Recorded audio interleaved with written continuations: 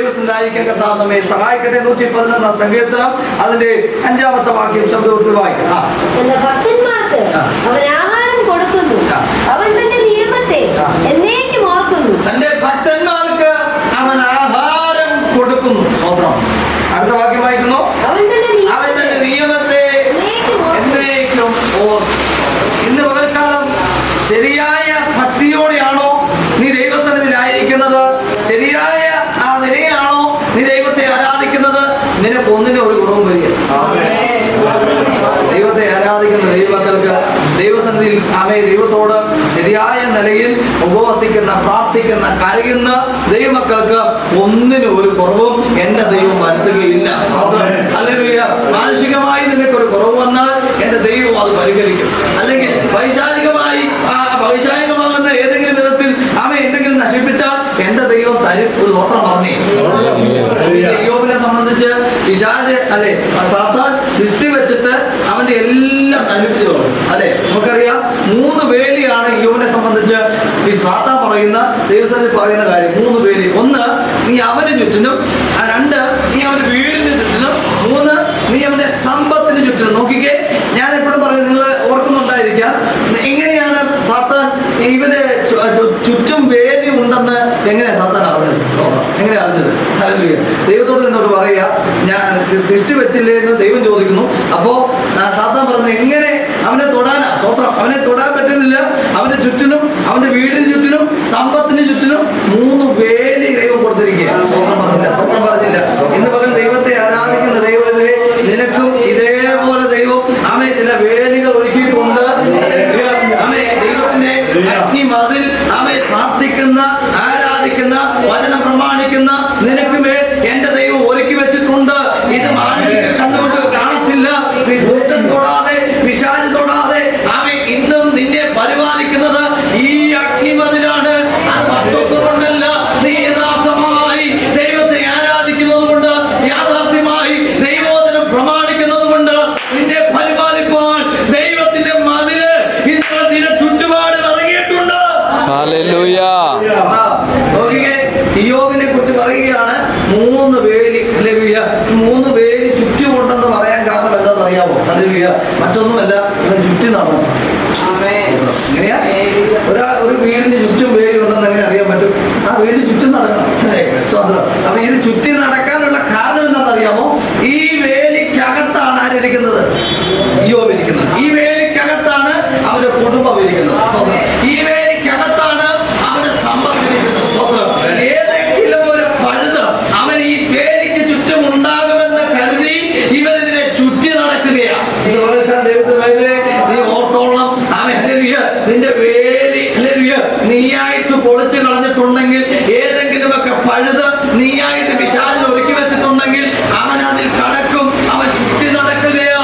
ഇതുപോലെ പ്രിയപ്പെട്ടവരെ, നിന്റെ സമ്പത്തിനകത്ത് പിശാച് കടന്നോ? നിന്റെ കുടുംബത്തിനകത്ത് പിശാച് കടന്നോ? നിന്റെ വ്യക്തിപരമായ ജീവിതത്തിൽ പിശാച് കടന്നോ?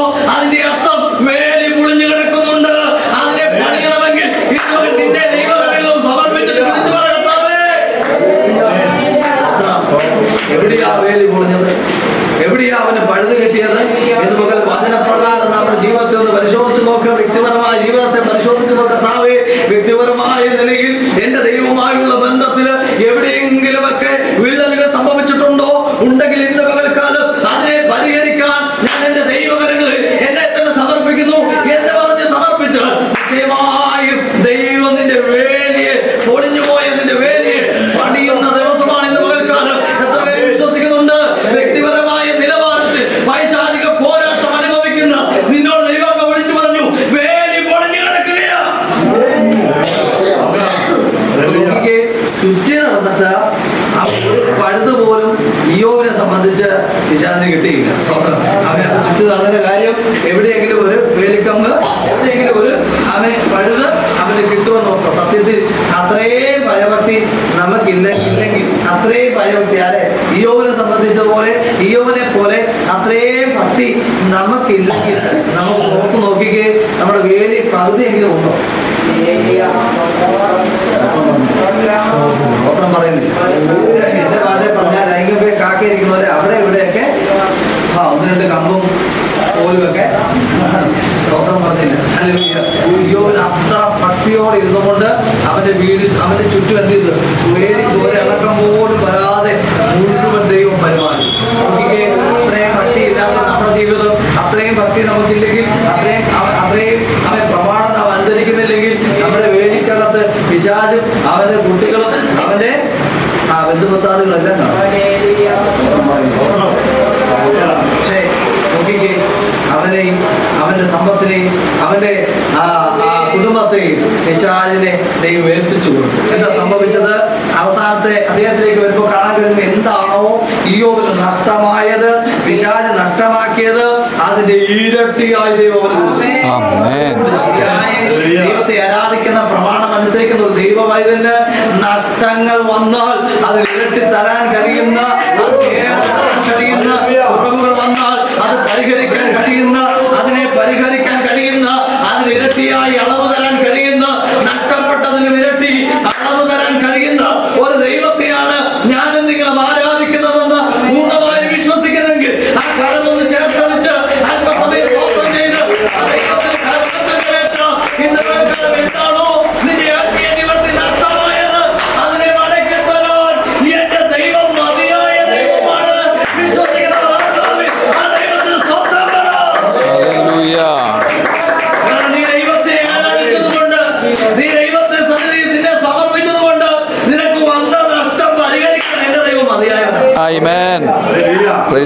നഷ്ടം എന്തുകൊണ്ടാണ്?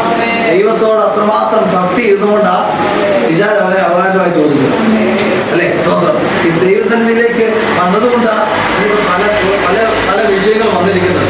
അങ്ങനെ ദൈവസന്നിധിയിൽ നിന്നത് കൊണ്ട് എന്ത് നഷ്ടമാണോ നിനക്ക് വന്നിരിക്കുന്നത് അതിന് ഇരട്ടിയായി തരാൻ എന്റെ ദൈവം മതിയാകണം. ദൈവസന്നിധിയിലേക്ക് കടന്നു വന്നതുകൊണ്ട്, ദൈവസന്നിധിയിലേക്ക് വന്നതുകൊണ്ട്, പ്രാർത്ഥനയ്ക്ക് വന്നതുകൊണ്ട്, കൂട്ടായ്മയിൽ ഇരുന്നുകൊണ്ട് നിനക്ക് എന്തെല്ലാമാണോ നഷ്ടമാകുന്നത് അതിന് ഇരട്ടിയായി തരാൻ എന്റെ ദൈവം മതിയായവനാ. ദൈവത്തെ ഭക്തിയോടെ ആരാധിച്ചതുകൊണ്ട്, അവൻ നിഷ്കളങ്കനായി മാറിയതുകൊണ്ട്, ദോഷം വിട്ടകന്നതുകൊണ്ട് പിശാച് അവകാശമായി ചോദിച്ചു. എന്നത്തെ ദൈവം എന്താ ചെയ്തത്? അവനെ അവകാശമായി കൊടുത്തിട്ട് പറഞ്ഞു, നീ ഇഷ്ടമുള്ളത് ചെയ്യാൻ പറഞ്ഞു. ദൈവത്തിന് വൈദ്യലേ കർത്താവിനെ അറിഞ്ഞതുകൊണ്ട് നിനക്ക് എന്തെല്ലാം നഷ്ടമാണോ, കർത്താവിന് നന്ദി വന്നതുകൊണ്ട് നിനക്ക് എന്തെല്ലാം കുറവാണോ, ഇപ്പോൾ നിന്റെ കുടുംബം അനുഭവിക്കുന്ന എന്തെല്ലാം വല്ലായ്മകളാണോ, എന്തെല്ലാം ഇല്ലായ്മകളാണോ, എന്തെല്ലാം നഷ്ടങ്ങളാണോ, കർത്താവേ നാളുകളായി ഞാൻ ദൈവത്തെ ആരാധിക്കുന്നു, നാളുകളായി ഞാൻ ദൈവത്തിന് നിൽക്കുന്നു, പ്രമാണം അനുസരിച്ച് നിൽക്കുന്നു, കർത്താവേ അങ്ങനെയുള്ള ഭക്തിയോടെ മുറുകെ നിൽക്കുന്നു. എന്നിട്ട് കർത്താവേ ഈ ശൂന്യത എന്റെ കുടുംബത്തിനകത്ത്, ഈ നന്ദവേ ഈ അവേ നിരാശ എന്റെ കുടുംബത്തിനകത്ത്, ഈ വേദന എന്റെ കുടുംബത്തിനകത്ത് വന്നത് എന്തുകൊണ്ടാണ് നീ ചോദിക്കുന്നില്ലേ? എന്നാൽ ഇന്നുവരെ ദൈവം പറയുന്നു, ഈ നാമം ധരിച്ച് നിനക്ക് എന്തെല്ലാം കഷ്ടം വന്നാലും, എന്തെല്ലാം നഷ്ടം വന്നാലും ഇരട്ടിയായി തരാൻ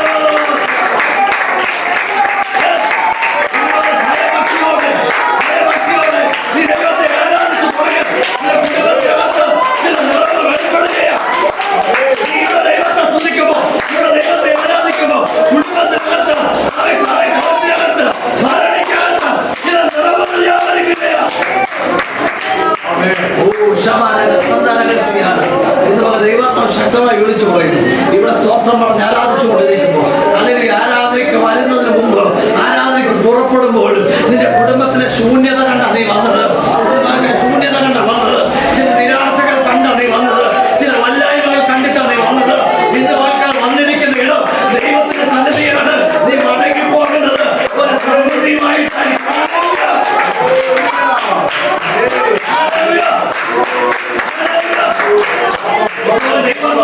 നാളെ ഇന്ന് വരെ നിങ്ങൾ ഭാവിക്കാത്ത ചില നന്മകളെ കൊണ്ട് ദൈവാത്മ നിറയ്ക്കാൻ പോകുകയാണ്. ദൈവസന്നിധി വന്നതുകൊണ്ട് ഇതുപോലെ മടങ്ങിപ്പോകുന്നത് ഒരു സമൃദ്ധിയായിട്ട്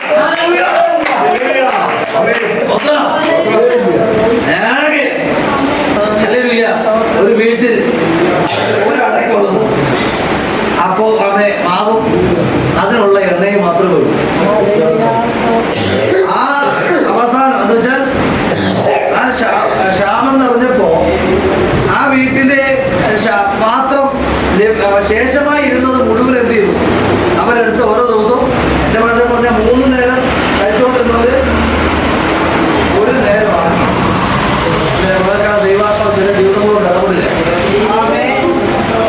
ചില കുടുംബത്തിനകത്തെ ശൂന്യതയെ കർത്താവ് കാണുകയും വിപിൻവാസ് പറയുന്നതല്ല, വിപിൻവാസ് പറയുന്നതല്ല. ഇതുപോലെ ദൈവാത്മാവ് നിയോഗിച്ച് ഞാൻ പറയുകയാണ്. അവയെ കഴിച്ചുകൊണ്ടിരുന്ന 3 നേരം കുറച്ച് ഒരു നേരമാക്കി, അല്ലെങ്കിൽ ശൂന്യത അനുഭവിക്കുന്ന, വല്ലായ്മ അനുഭവിക്കുന്ന, ഞെരുക്കം അനുഭവിക്കുന്ന ചില ജീവിതങ്ങൾ ഇതിനകത്തുണ്ടെന്ന് ദൈവാത്മാവ് വിളിച്ചു പറയുന്നത്. കഴിക്കാൻ പോലും ഇല്ലാതെ അമ്മയെ ഒരു ദിവസം കഴിച്ചു കൂട്ടുന്നത് എങ്ങനെയെന്ന് പോലും പറയാൻ കഴിയാതെ അതേ നിരാശയോടിരിക്കുന്ന ചില ജീവിതങ്ങൾ ദൈവാത്മാവ് വിളിച്ചു പറയുന്നു. ഇന്ന് നീ വന്നതുകൊണ്ട്, ഇന്ന് നീ ഈ വചനം കേൾക്കുന്നത് കൊണ്ട് ദൈവാത്മാവ് വിളിച്ചു പറയുന്നു. നിന്റെ കലത്തിലാക്കി നിറയാൻ പോകുകയാണ്.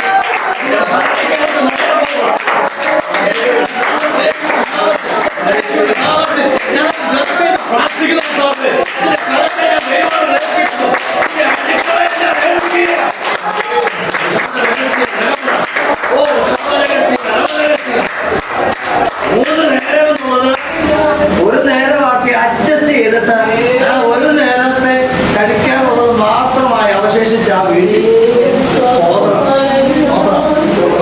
ആ ഞാൻ പറയുന്നത് ശ്രദ്ധിച്ചു കഴിഞ്ഞാൽ അവസാനത്തെ ആ മാവും ആ എണ്ണയും വെച്ച് ഒരട ഉണ്ടാക്കാൻ അട ഉണ്ടാക്കാൻ ആയിരുന്നതിന് മുമ്പ്, അത് ഇപ്പം ഇരിക്കുന്ന ആ മാവിന് തൊട്ട് മുമ്പ്, ഇച്ചിരി മുമ്പ് അല്ലെങ്കിൽ തലേ ദിവസം അവർ ഉണ്ടാക്കിയ ആ മാവ് കൊണ്ട് ഉണ്ടാക്കിയ അപ്പത്തിന് കത്തിക്കാനുള്ള വിറക് എന്ത് ചെയ്യുന്നത് അതിന് തലേദിവസം വരെ ഉണ്ടായിരുന്നു. എന്ന് വെച്ചാൽ വിറക് തലേദിവസം തീർന്നു, മാവ് പിറ്റേ ദിവസം കൂടെ ഉണ്ട്. മനസ്സിലായല്ലോ? ഈ തലേദിവസം വിറക് തീർന്നതിന് വലിയ വിരുദ്ധമുണ്ട്. എന്താ പറയുക, പിറ്റേ ദിവസത്തിന് മാവ് ഒരല്പം കൂടെ ശേഷിപ്പിച്ചു ഒരു നേരം കൂടെ കഴിക്കാറുണ്ട്. മാവുണ്ട്, പക്ഷേ ഇറങ്ങി വീട്ടിൽ നിന്ന് ഇറങ്ങി നടക്കാൻ തുടങ്ങി. കാരണം അവൻ നടന്ന് എന്ത് ചെയ്തു? പട്ടണവാതിൽ വരെ വന്നു. ചിലത് തീർന്നു പോകുന്നതിന് അവൻ വീടുകൾ പോകും. ഇന്ന് പകലിൽ ഈ ആരാധനാലയം വരെ വരാനാണ്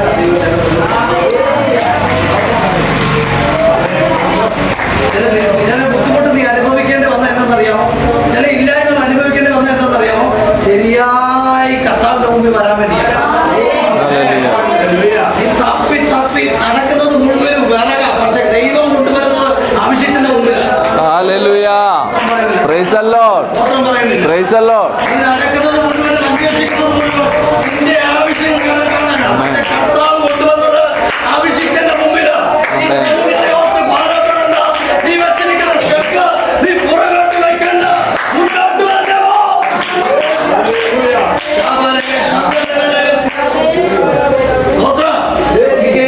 വഴിയിൽ എവിടെയെങ്കിലും ആ ഒരു കഷ്ണം പറഞ്ഞു കിട്ടിയിരുന്നെങ്കിൽ പട്ടണവാതിൽ വരെ അവൾ വരികയില്ല. എവിടെ കൊണ്ട് തീർന്നേനെ?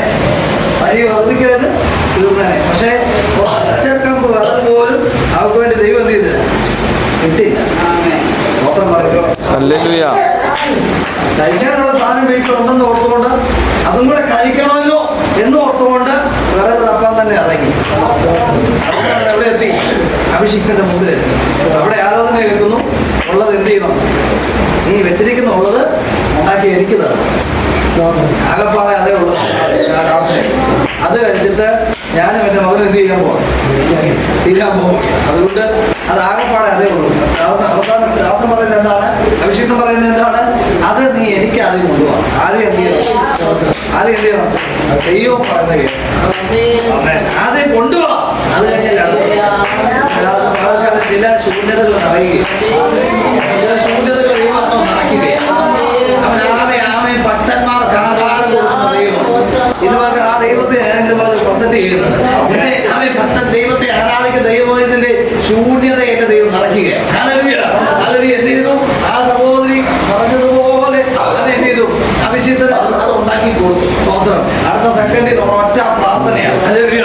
ആ പ്രാർത്ഥന കഴിയുമ്പോൾ അവള് തൂത്തുവാരി എടുത്ത് കടത്തിലോട്ട് നോക്കിയപ്പോ എന്താ കാണുന്നത്?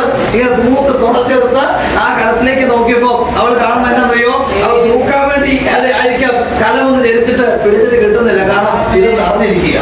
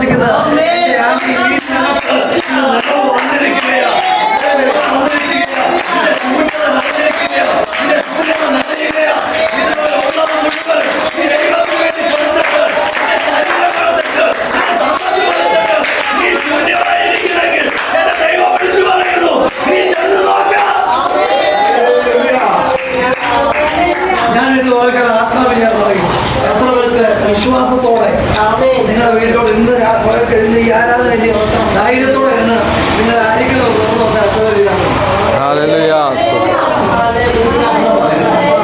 കർത്താവ് വാഴ്ത്തി ശിഷ്യന്മാരുടെ കയ്യിലോട്ട് കൊടുത്തത് 5 അപ്പം നുറുക്കിയാണ്.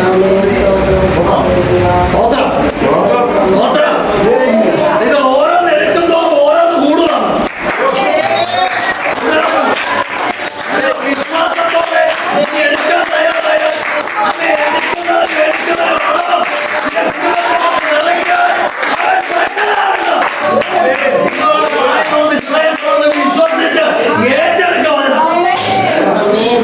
പത്രോസും യോഹന്നാനും ഒക്കെ കൊണ്ടുപോയിട്ട് ഞാൻ ഇവിടെ നിന്ന് അച്ചാരം വിളമ്പുവാണെങ്കിൽ ഒരപ്പത്തിന് വീതം അച്ചാരം കൊടുക്കുമ്പോൾ അടുത്ത അപ്പത്തിന് വീതം അവിടെ വന്നിരിക്കുക.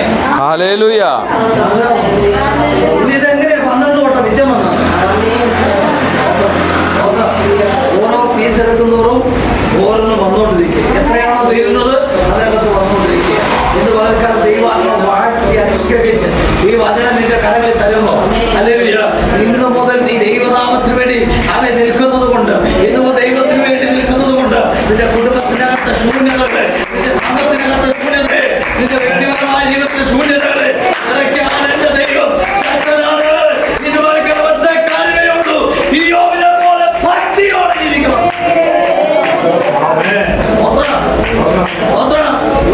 ഭക്തിയോടെ ജീവിക്കണം. ആമേൻ. സദൃശവാക്യത്തെ കുറിച്ച് നീ എല്ലായ്പ്പോഴും യഹോവ ഭക്തിയോടെ ജീവിക്കുക. അല്ലേ? ഒരു പ്രത്യാശ നിനക്കുണ്ട്, ഒരു പ്രതിഫലം നിനക്കുണ്ട്. ഇതുപോലെ ദൈവത്തിന് വേണ്ടി നീ എല്ലായ്പ്പോഴും യഹോവ ഭക്തിയോടെ ജീവിക്കുക. കുഞ്ഞുങ്ങളോട് ഞാൻ പറയുന്നു, നിങ്ങൾ ദൈവഭക്തി ഉണ്ടാകണം. നിങ്ങൾക്ക് ദൈവഭക്തി ഉണ്ടാകണം. ദൈവത്തെ നിങ്ങൾക്ക് ഭക്തിയോടെ നിങ്ങൾ ആരാധിക്കുന്നവരാകണം. നിങ്ങൾ വായിച്ച 114 സംഖ്യത്തിന്റെ അവസാനത്തെ വാക്യം എന്താ എഴുതിയിരിക്കുന്നത്? വായിച്ച പോയിരുന്ന് മറ്റു കുഞ്ഞുങ്ങളുടെ കൂടെ ഇരുന്ന് പഠിക്കുമ്പോ അവരെക്കാൾ മുകളിൽ നിങ്ങൾക്ക് ജ്ഞാനം ലഭിക്കണമെങ്കിൽ ഇരുന്നോണ്ടാണോ?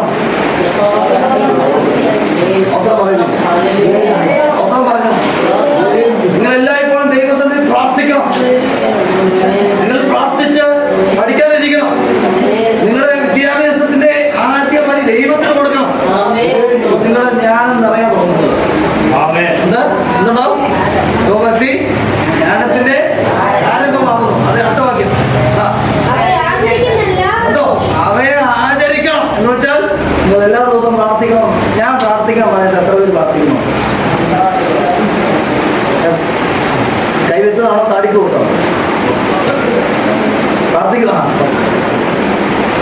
പ്രാർത്ഥിക്കുന്നുണ്ട്. അതിന്റെ മാറ്റമില്ലെന്ന് പറയാൻ പറ്റും. പഠനത്തിലൊരു ഊർജമുണ്ട് അല്ലേ? എന്താ കുഴപ്പം? പ്രാർത്ഥന വേണം. മാതാപിതാക്കൾ കർശനമായി കുഞ്ഞുങ്ങളെ പ്രാർത്ഥിക്കാൻ പഠിപ്പിക്കണം. അതെന്ത് ചെയ്യണം? തെറിയോ അല്ലാതെ ഇറങ്ങി നിന്ന് പഠിപ്പിക്കുന്നു. അങ്ങനെ പഠിപ്പിക്കുന്നു. അങ്ങനെ അങ്ങനെ പഠിപ്പിച്ചാൽ മതി. വലിച്ചെറിയുന്ന പരിപാടി വേണം നമുക്ക്. ഇറങ്ങി നിന്ന് അപ്പൊ എന്ത് ചെയ്യണം? പഠിപ്പിക്കുന്ന ആള് ഇറങ്ങണം. എന്ത് ചെയ്യണം? വെള്ളത്തിൽ ഇറങ്ങി കൂടെ ഇരിക്കണമെന്ന്. രാത്രി വെളുപ്പം 3 മണിക്ക് എന്നിട്ട് പ്രാർത്ഥിക്കണം എന്ന് പറഞ്ഞിട്ട് കിടന്നോ? എന്ത് ചെയ്യണം? കൂടെ എഴുന്നേക്കണം. ഈ ഭക്തി കുഞ്ഞുങ്ങളെ പഠിപ്പിക്കണം അല്ലേ? നമ്മൾ ഭക്തി കാണിച്ചാലേ അവരും കാണിക്കൂ. അല്ലേ? നമ്മളത് കാണിച്ചെങ്കിലേ അവരും. അപ്പൊ അതുകൊണ്ട് നമ്മൾ എഴുന്നേറ്റ് പ്രാർത്ഥിക്കുന്ന കൂടെ ആ ഒരു പ്രാർത്ഥന കുഞ്ഞുങ്ങൾക്കും കൈമാറും. അതുകൊണ്ട് അവരെന്തുണ്ടാവും? ഒരു ഭക്തി ഉണ്ടാവും. അവർ ഭയഭക്തിയോടെ ദൈവത്തെ ആരാധിക്കുകയും ഭയഭക്തിയോടെ ദൈവത്തെ ഇരിക്കുകയും ചെയ്താൽ അവർക്ക് ജ്ഞാനം കൂടും. അവരുടെ ബുദ്ധിയുടെ ഉറവിടങ്ങൾ ദൈവം തുറക്കും. അപ്പോ ഞാൻ പറഞ്ഞു വന്നത്, ദൈവത്തിൽ തന്നെ ഭക്തിയോടെ നിൽക്കുന്ന ഒരു ദൈവത്തിന് അവനുള്ള സകല ദൈവം ഭക്തന്മാർക്ക് ആഹാരം കൊടുക്കും. നോക്കിക്കേ, ഒരു ശൂന്യത വെളിപ്പെട്ട ഒരു സഹോദരിയാണ് പ്രവാചക ശിഷ്യന്റെ ഭാര്യ. എന്താ സംഭവിച്ചത്? അവിടെ വീടിനകത്ത് വലിയൊരു ശൂന്യത അല്ലെ? തന്റെ ഭർത്താവ് മരിച്ചു പോയ സമയം തൊട്ട് കടഭാര വേറെ നിൽക്കുകയാണ്. സ്വന്തം കടക്കാർ വന്നിട്ട് എന്ത് ചെയ്തു? അമ്മയെ തന്നെ പിടിച്ചെടുത്തുകൊണ്ട്, തന്റെ മക്കളെ പിടിച്ചെടുത്തുകൊണ്ട് കടക്കാര് തന്റെ ആ മക്കളെ പിടിച്ചു വെച്ചിരിക്കുകയാണ്. നോക്കിക്കേ, ആ വീട്ടിന്റെ അവസ്ഥ എന്നാ വലുതല്ലേ? നമ്മുടെ വീട്ടിലൊക്കെ ഒരാൾ വന്ന് കടക്കാരൻ വന്ന് വെള്ളം വെക്കുമ്പോൾ നമ്മളെ എങ്ങനെയാ അല്ലേ? എങ്ങനെ നമ്മൾ ബുദ്ധിമുട്ടായിരിക്കും. ഞങ്ങളുടെ വീടിന്റെ അടുത്തൊരു സൗകര്യമുണ്ട്. സ്വന്തം അത് ഏകദേശം എനിക്ക് തോന്നുന്ന ബുധനാഴ്ചയാണ്. പ്രത്യേക ദിവസങ്ങളിൽ വെളുപ്പിന് നമ്മുടെ വീട്ടിൽ രാവിലെ വരും. അടുക്കള വഴി കയറി അവരുടെ വീട് കൂട്ടിയിട്ട് ഞങ്ങളുടെ വീട്ടിൽ അകത്ത് വന്നിരിക്കും. അണ്ണാച്ചി വന്ന് അവരുടെ വീട്ടിൽ അണ്ണാച്ചിമാരെ അവരുടെ മകനെ വിളിക്കുന്നു. പക്ഷെ ചേച്ചി അവിടെ ഇല്ല. ചേച്ചി എവിടെയാ? ഞങ്ങളുടെ വീട്ടിൽ. അപ്പോൾ ആ കടക്കാരൻ വരുന്നതിന്റെ ഭാരത്തിൽ എന്ത് ചെയ്തു? ചേച്ചി മറ്റൊരു വീട്ടിൽ, ആ പുള്ളിക്കാരി വേറൊരു വീട്ടിൽ പോയിരിക്കേണ്ട വരും. ഈ വീട്ടിന്റെ അവസ്ഥ നിങ്ങൾ ഓർത്ത് നോക്കിയേ. ദൈവനാമത്തിന് വേണ്ടി ശുശ്രൂഷ ചെയ്തു നടന്ന ഒരു വീട്ടുകാർ അല്ലെങ്കിൽ ആ സഹോദരൻ മരിച്ചതിന് ശേഷം ആ വീടിനകത്ത് കടങ്ങൾ കുന്നുകൂടാൻ തുടങ്ങി.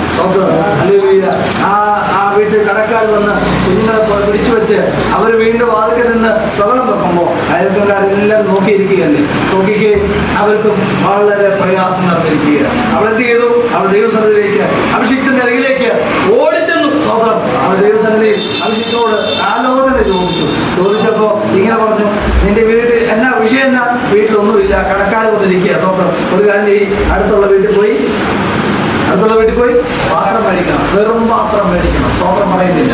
അതുപോലെ ശൂന്യതയിൽ നിന്ന് അടുത്ത ശൂന്യത മേടിക്കാനാണ് പറയുന്നത്. നോക്കിക്കേ, പാത്രം നമ്മുടെ വീട്ടിൽ പാത്രം എത്തിയിരിക്കുക, ശൂന്യമായിരിക്കുക.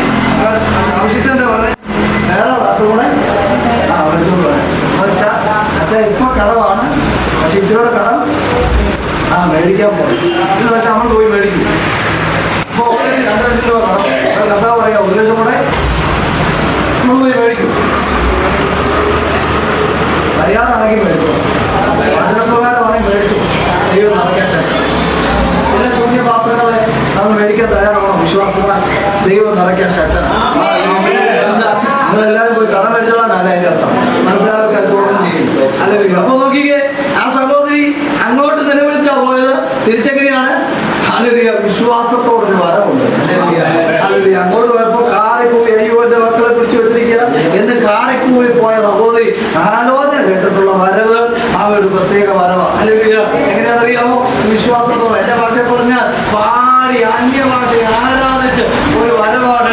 അടുത്തുള്ള വീട്ടുകളിലെല്ലാം അവള് പാത്രം മേടിച്ചിട്ട് തന്റെ മക്കളുമായി അകത്ത് കടന്ന് അവർ ദൈവത്തിന് പ്രാർത്ഥിച്ച് ആ എണ്ണ പകരാൻ തുടങ്ങി. ഇന്ന് പകൽക്കാലത്തിലെ കുടുംബങ്ങൾക്കകത്ത് ദൈവാത്മ പറയുന്നു, നിങ്ങളുടെ ശൂന്യത നിറയ്ക്കാൻ ദൈവത്തിന്റെ കൃപ നിങ്ങളുടെ മേൽ വെളിപ്പെട്ടിട്ടുണ്ട്.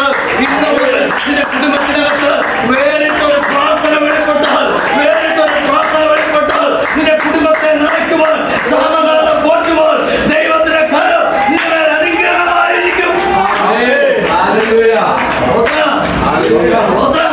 വിശ്വസിക്കുന്നുണ്ട്. വേറിട്ടൊരു പ്രാർത്ഥന ചില കുടുംബങ്ങൾ വെളിപ്പെടണം.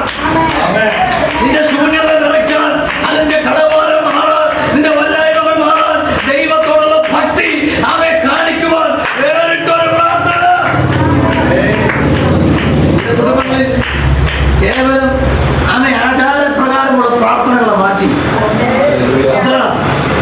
പ്രാർത്ഥന അല്ലെങ്കിൽ സന്ധ്യാപ്രാർത്ഥന എന്നൊക്കെ നിലയിൽ നമ്മൾ ആചാരം പോലെ ഇരിക്കുന്ന പ്രാർത്ഥന മാറ്റി നിന്റെ വിഷയത്തിന് വേണ്ടി നീ മുന്നിലോട്ടിരിക്കുന്നു. കുടുംബത്തിനകത്ത് വിഷയത്തിന് വേണ്ടി വേറിട്ടൊരു പ്രാർത്ഥന ഉണ്ടോ? ഇന്ന് പോലെ ആരംഭിക്കും. ഇന്ന് നീയും നിന്റെ തലമുറയും ആ വിഷയത്തോട്, കുടുംബത്തിൽ ഇപ്പോൾ അനുഭവിക്കുന്ന വിഷയത്തോടുള്ള ബന്ധത്തിൽ ഇക്കാര്യത്തെ ദൈവത്തെ വിളിച്ചു പറയുന്നു. ഇപ്പോൾ അനുഭവിക്കുന്ന ശൂന്യതയെ ഓർത്ത്, ഇപ്പോൾ അനുഭവിക്കുന്ന നിരാശയെ ഓർത്ത് നീയും നിന്റെ തലമുറയും ഒരു പായ്ക്കകത്ത് കയറി കരമ്പോർത്തുനിന്ന് പ്രാർത്ഥിക്കാൻ തുടങ്ങിയ ഒരു നിറവ് വെളിപ്പെടാൻ പോവുക. ഇതുവരെ അനുഭവിക്കാൻ കഴിയാത്ത ഒരളവ് നിന്റെ കുടുംബത്തിനകത്ത് നിറയ്ക്കാൻ ദൈവം ശക്തനാണ്. അതുകൊണ്ട് ഒറ്റ കാര്യം, ഇതുവരെയുള്ള ഭക്തി ഒന്ന് മാറ്റണം, ഒന്ന് പുതുക്കണോ മാറ്റണം. ഇതുവരെ പോയതുപോലെ പോകാനല്ല, ഒന്നുകൂടെ ആ ഭക്തി ജീവിതം ഒന്ന് പുതുക്കണം. അല്ലെങ്കിൽ സ്വത്രം പറഞ്ഞും അല്ലെങ്കിൽ ദൈവം ഇതുപോലെ ചിലതിനോട് കൽപ്പിക്കാൻ പോവുകയും അവർ പുറപ്പാട് പുസ്തകം വേഗത്തിൽ വായിച്ച് ഞാൻ ഒരു വാക്യം വായിച്ച് ഞാൻ നടത്തുവാൻ ആഗ്രഹിക്കുന്നു. പുറപ്പാട് പുസ്തകം 16-ാം അധ്യായത്തിലേക്ക് വരാം. 16-ാം അധ്യായം അതിൻ്റെ 1 വാക്യം, 12-ാമത് 16-ാം അധ്യായം 12-ാമത്. സംസാരിച്ച് വൈകുന്നേരത്ത് മാംസം തിന്നും, പ്രഭാതകാലത്ത് അപ്പം കൊണ്ട് തൃപ്തരാകും. ഞാൻ നിങ്ങളുടെ ദൈവമായ യഹോവയാകുന്നു എന്ന് നിങ്ങൾ അറിയുമെന്ന് പറയുക എന്ന് കൽപ്പിച്ചു. ഈ വചനം ചില ജീവിതങ്ങളോട് ദൈവാത്മാവ് പറയുന്ന ഒരു ദൂതാണ്. വൈകിട്ട് എനിക്ക് ദൈവമല്ല, ഇന്ന് പകൽക്കാലം ദൈവാത്മാവ് പറയുന്നു, ദൈവം നിന്നെ തൃപ്തരാക്കാൻ പോകും. ദൈവം നിന്നെ തൃപ്തരാക്കാൻ പോകും. ഇതുവരെയുള്ള ശൂന്യതകൾ മാറി നിന്നെ തൃപ്തരാക്കാൻ എന്റെ ദൈവത്തിന് പദ്ധതിയോട് വിശ്വസിക്കുന്ന സ്വന്തം പറഞ്ഞു. അതിനെ പറയുക, നീ അവരോട് ചെന്ന് പറയണം, എന്ത്? വൈകുന്നേരം നിങ്ങൾ മാംസം തിന്നും, പ്രഭാതകാലത്ത് നിങ്ങളെ ദൈവം തൃപ്തരാക്കാൻ പോകും. ദൈവം നിന്നെ തൃപ്തരാക്കാൻ പോകുകയും ശരിയായ ഭക്തി നിന്റെ ജീവിതത്തിലുണ്ടോ, ശരിയായ കർച്ചൽ നിന്റെ ജീവിതത്തിലുണ്ടോ? ഹല്ലേലൂയ. അങ്ങനെയെങ്കിൽ ഇന്ന് പകൽ ദൈവം നിന്നെ തൃപ്തരാക്കാൻ പോവുകയാണ്. 147 സംഘത്തിന് 1-ാമത്തെ വാക്യം വായിക്കുന്നത്, അവൻ മൃഗങ്ങൾക്കും കരയുന്ന കാക്കക്കുഞ്ഞുങ്ങൾക്കും അതതിന്റെ ആഹാരം കൊടുക്കുന്ന ദൈവമാണ്. ഇന്ന് പകൽ കരയാൻ തയ്യാറാണോ? നിലവിളിക്കാൻ തയ്യാറാണോ? ദൈവത്തോട് പറയാൻ തയ്യാറാണോ? ദൈവം പറയുന്നു, നിന്റെ ദൈവം തൃപ്തരാക്കാൻ പോവാം. ജനത്തിന് കഴിക്കാൻ ആഹാരം വേണമെന്ന് പറഞ്ഞ് ദൈവസന്ധി കരയുമ്പോൾ ദൈവം മോശയോട് വരവ് ചെയ്യുക. എന്താ ചെയ്യുന്ന അറിയാമോ? ദൈവം പറയാം, നീ പോയി പറഞ്ഞോ, ഞാൻ അവർക്ക് മാംസം റെഡിയാക്കാൻ പോവുകയാണ്. ഹല്ലേലൂയ. മാംസം റെഡിയാക്കിയെന്ന് അറിയാമോ? അവൻ പ്രഭാതത്തിൽ അല്ലെങ്കിൽ വൈകുന്നേരം അവൻ തങ്ങളുടെ ആ കാര്യാദികളൊക്കെ കഴിഞ്ഞ് ആ തീറ്റയൊക്കെ തേടിപ്പോയി തങ്ങളുടെ കുഞ്ഞുങ്ങളെ കൊണ്ട് അത് ആകാശ വിധാനത്തിലുള്ള ഒരുവറ്റൻ ആമെ കാടപ്പക്ഷികൾ പറന്നു പോവുകയാണ്. അവൻ രാവിലെ ദൈവത്തിൽ ഞങ്ങൾക്ക് ആഹാരം കഴിക്കാൻ എന്ത് വേണം? മാംസം വേണം. അപ്പോൾ ഒരു പറ്റം കാടപ്പക്ഷികൾ ആഹാരമൊക്കെ തേടി കുഞ്ഞുങ്ങൾക്കൊക്കെ കൊടുത്ത് അതുങ്ങളെല്ലാം തൃപ്തരായി. ആമേ ഹല്ലേലൂയ. ആമേ പകലത്തെ അധ്വാനമൊക്കെ കഴിഞ്ഞ്, എൻ്റെ ഭാഷയിൽ പറഞ്ഞാൽ ജോലിയെല്ലാം കഴിഞ്ഞ് ആ കുഞ്ഞുങ്ങളെല്ലാം തീറ്റിച്ച് എല്ലാം കഴിഞ്ഞ് ഒരു പറ്റം ആമേ കാടപ്പക്ഷികൾ ഇങ്ങനെ ആകാശ മേഖലയിലൂടെ പറന്നു പോവുകയാ. ഹല്ലേലൂയ. അതുങ്ങളുടെ വീട്ടിലോട്ട് പോവുകയാ. അപ്പോഴാണ് ദൈവമക്കൾ കരയാൻ തുടങ്ങിയത്. പത്രം പറയുന്നില്ല. ഹല്ലേലൂയ. അപ്പോഴാണ് ദൈവമക്കൾ കരഞ്ഞത്, ഞങ്ങൾക്ക് മാംസം വേണം. അങ്ങനെ ദൈവം എന്ത് ചെയ്യുന്നറിയാമോ? ഹല്ലേലൂയ. ദൈവത്തിന്റെ ആ കാടപ്പക്ഷി പറന്നു പോകുന്ന കാടപ്പക്ഷി നോക്കിയിട്ട് അതിന് മുമ്പിലുള്ളതിനെ പോകാൻ വരട്ടെ. എന്താ എന്താ എന്താ വിളിച്ചെന്തിനാ? ഹല്ലേലൂയ. എന്താ ദൈവം ഞങ്ങളെ വിളിച്ചത് എന്ന് പറയുന്നത്? അവയെ ദൈവം പറഞ്ഞു, എന്റെ ജനം അവിടെ കരയുക. എവിടെ? നമ്മെ പാളയത്തിൽ കരയുന്നുണ്ട്. എന്തിനാ എന്താ കരയുന്നേ? സ്വതന്ത്രം ഹല്ലേലൂയ. ആമേ അവർക്ക് മാംസം വേണം സ്വതന്ത്രം. അതിന് ഞാൻ നിന്റെ മാംസം കൊടുക്കാമെന്ന് ഞാൻ അങ്ങ് തീരുമാനിച്ചേക്കും. അതുകൊണ്ട് നിങ്ങൾ എല്ലാവരും കൂടെ പോയി അവർക്ക് പിടിക്കാവുന്ന നിലയിൽ ഒന്ന് പറന്ന് നിന്ന് കൊടുക്കണം. സ്തോത്രം പറയുന്നു.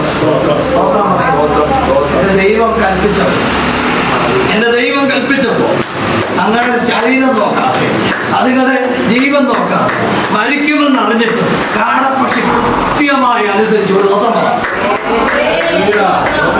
ദൈവം പറഞ്ഞത് ദൈവം കളയാനാണ് പറഞ്ഞത്. എന്ന് വെച്ചാൽ അവർക്ക് തീറ്റയായി നിന്ന് കൊടുക്കണമെന്ന് പറഞ്ഞു. പക്ഷെ ദൈവം പറഞ്ഞിട്ട് അല്ലെങ്കിൽ ഞങ്ങൾക്ക് ജീവിക്കണമെന്നോ ഞങ്ങൾ അല്ലെങ്കിൽ ഞങ്ങളുടെ ശരീരം പോകുമല്ലോ ഞങ്ങൾ ചത്തുപോകുമല്ലോ എന്നൊന്നും ഓർക്കാതെ ദൈവത്തിന്റെ വാക്ക് കൃത്യമായി കേൾക്കും.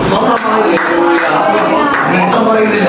ഇസ്രായേൽ ജനത്തിന് കരഞ്ഞ ദൈവമക്കൾക്ക് വേണ്ടി പിടിക്കാവുന്ന ആമെ പിടിക്കാവുന്ന നിലയിൽ അതുങ്ങളെല്ലാം പറന്ന് നിന്നു കൊടുത്തു. സ്വന്തം പറഞ്ഞേ ഇന്ന് പകരം എന്റെ ദൈവം ചിലതിനോട് നിനക്ക് വേണ്ടി കൽപ്പിച്ചിട്ടുണ്ട്. നിനക്ക് കൈനീട്ടി പിടിക്കാവുന്ന നിലയിലേക്ക്, നിനക്ക് കരം കൊണ്ട് എടുക്കാവുന്ന നിലയിലേക്ക് ദൈവം ചിലതിനെ നിന്റെ വീടിന് മുമ്പാകെ, നിന്റെ കരത്തിന് മുമ്പാകെ, നിന്റെ അക്കൗണ്ടിന് മുമ്പാകെ എന്റെ ദൈവം കൊണ്ടുനടത്തിയിട്ടുണ്ട്. ചില ജീവിതത്തോട് ദൈവം ഇടപെട്ടിട്ടുണ്ട്. ദൈവം കൽപ്പിച്ചപ്പോ കാടപക്ഷി അനുസരിച്ചു. അറിയുന്നില്ല. നോക്കിക്കേ, ഒരു രാത്രി മുഴുവൻ വല ഇങ്ങനെ വീണുകൊണ്ടിരിക്കുക, ഓരോ ഭാഗത്ത് വല വീഴുക.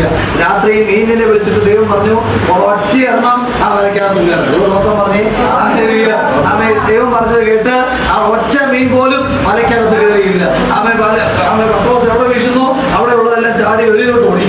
അല്ലെങ്കിൽ അവർക്ക് നല്ല സന്തോഷമായിരുന്നു മീനിന്. അല്ലെങ്കിൽ കാരണം ദൈവം പറഞ്ഞില്ലേ കയറുന്നു. അതുകൊണ്ട് വല വീഴുന്നു നോക്കി ഇവരിയ്ക്കുക. അല്ലെങ്കിൽ എവിടെ വീശുന്നോ അവിടുന്ന് ചാടിപ്പോകും. ഭയങ്കര സന്തോഷമായി. കുറെ കഴിയുമ്പോൾ ഇത് നല്ല കളിയാന്ന് പറഞ്ഞാലേ നമ്മുടെ ഭാഷ പറഞ്ഞാൽ ഇതിനുള്ള നല്ല കളിയാണ്.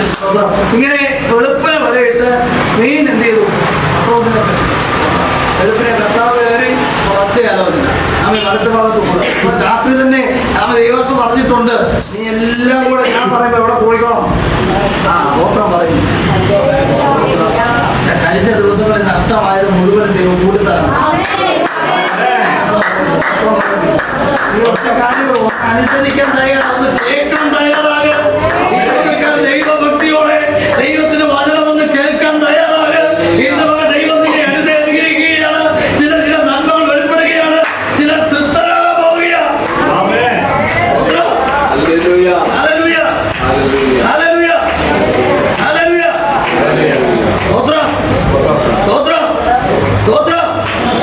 ആവർത്തന പുസ്തകം 28-ാം അധ്യായത്തിലേക്ക് കടന്നുമ്പോ അതിന്റെ 28 ആവർത്തന പുസ്തകം 28-ന്റെ 1 മുതൽ വാക്യം വായിക്കാം.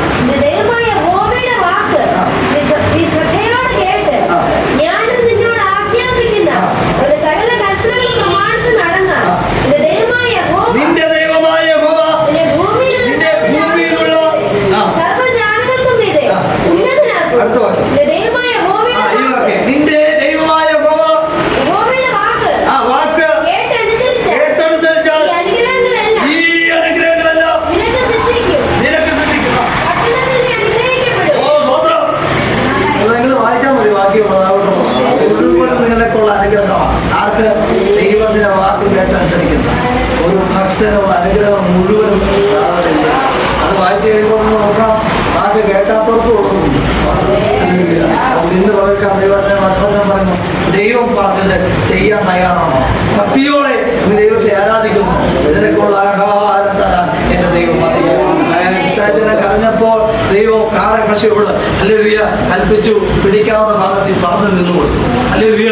ആമേ രാത്രി മുഴുവൻ വർത്തമാനിച്ച പത്രോസ് ദൈവസന്നിധിയിൽ ആമേ വാക്ക് കേട്ടനുസരിച്ചപ്പോ ദൈവം ആമേ ഹല്ലേലൂയ പത്രോസിന്റെ വലയ്ക്കകത്ത് കയറാവുന്ന പരുവത്തിൽ ആമേ എല്ലാ മീനിനെ ഒതുക്കിച്ചു. അങ്ങനെ ഇന്ന് രാത്രി പകൽക്കാലം ദൈവത്തിന് നീ ഭക്തിയോടെ ആമേ ഹല്ലേലൂയ ആ സാരഭാഗത്തിലെ വിധേയപ്പോടെ പറഞ്ഞതനുസരിച്ചപ്പോ ഒരു നിറവോടെ ദൈവത്തിൽ വെളിപ്പെട്ടു. അഭിഷിക്തൻ ആമേ പറഞ്ഞതുപോലെ ആമേ എലീശ പ്രവാചകന്റെ ശിഷ്യന്റെ ഭാര്യ ചെയ്തപ്പോൾ അവിടെ കുടുംബത്തിനകത്തും ഒരു നിറവ് വെളിപ്പെട്ടു. ഇന്ന് പകൽക്കാലം പത്രോസിന്റെ പടകൾ നടന്നെങ്കിൽ ആമേ ആ സഹോദരിയുടെ ആമേ ഹല്ലേലൂയ പ്രവാചക ശിഷ്യന്റെ ഭാര്യയുടെ ആമേ കുടുംബത്തിനകത്തെ ആമേ നന്മ വെളിപ്പെട്ടെങ്കിൽ ഹല്ലേലൂയ സാരഭാഗത്തിലെ വിധവയുടെ വീടിനകത്ത് ആ നന്മ വെളിപ്പെട്ടെങ്കിൽ ഇതിനെല്ലാം പിന്നിൽ അവർ വാക്ക് കേട്ടനുസരിച്ചതാണ്.